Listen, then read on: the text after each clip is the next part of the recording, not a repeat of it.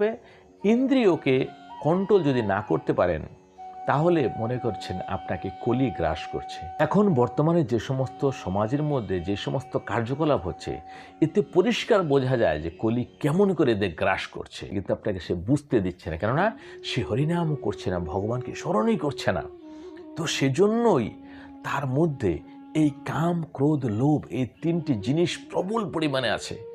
না সে কামকে রোধ করতে পারছে, না লোভকে কন্ট্রোল করতে পারছে, আর নাহি ক্রোধকে কন্ট্রোল করতে পারছে।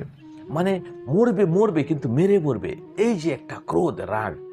কিন্তু সে জানে না যেটা কলিওকে করাচ্ছে, কেননা সে ভগবানের নামই স্মরণ করছে না।